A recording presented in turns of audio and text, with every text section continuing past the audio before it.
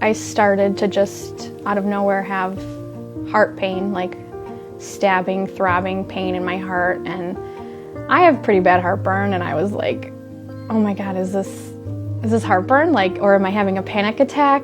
What is this? I've never had a panic attack in my life.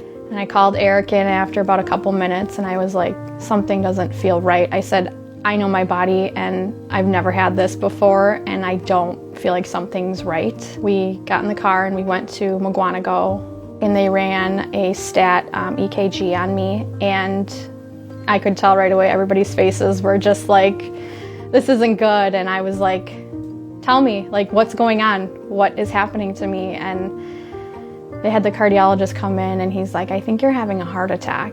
A heart attack? I was like, I'm 31 years old. No, this doesn't happen. I was just worried about my baby. They didn't have any way to monitor her at Mugwanago or in the ambulance, so I was very worried about her heart rate and everything like that. I am a NICU nurse, so I take care of babies all the time, and I see situations like this happen, and I was concerned about her. That was my main focus. I just wanted her okay.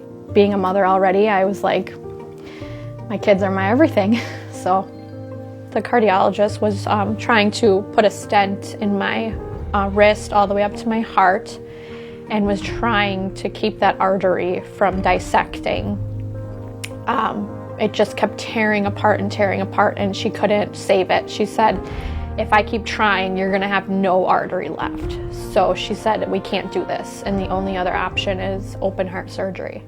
I've seen situations like this before, and I don't want her to go through what I'm going through. And she's like, I can't take her.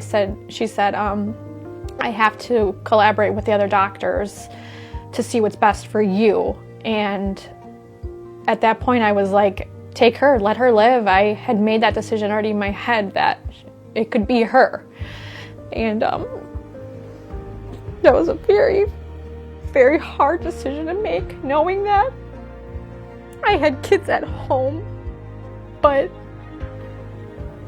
I wanted my daughter to have a life.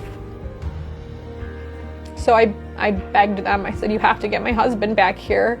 I have to see somebody. They let him peek his head underneath my drape for like maybe a minute or two. And what do you say to somebody that you've been with for 12 plus years and you have 2 kids with? And you don't know if you're gonna make it. And I just told him I loved him, and tell the boys I love them, and we already knew the baby's name. She was gonna be Sunny. And that's all I could do. I couldn't, my hands were tied. I just prayed that I woke up. That's all I cared about, is I need to wake up from this. They got about an hour and a half into my surgery, and then Sunny's heart rate started to drop, so they knew they had to get her out. So my doctor did an emergency C-section, and she had her out in 22 seconds. Yeah. She needed to be intubated. She was not breathing on her own. And lots of help when she came out.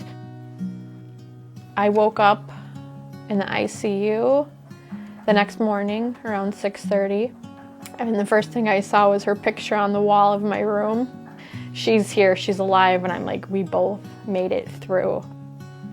I had a full coronary artery dissection, so they had taken a full vein out of my right leg and made me a new artery with it. They think that my hormones attacked my coronary artery and destroyed it. Listen to your body. That it can happen to anybody, and it can happen at any point in time, and you need to know your body and listen to it and get help if you need to. So I am very lucky. Not the fact that both of us are alive and well and fine. We're both fine. There's nothing going on besides me taking medication for a year. I can do that. I can handle that. She's perfectly healthy. She's perfectly fine. And I couldn't ask for any better outcome than that.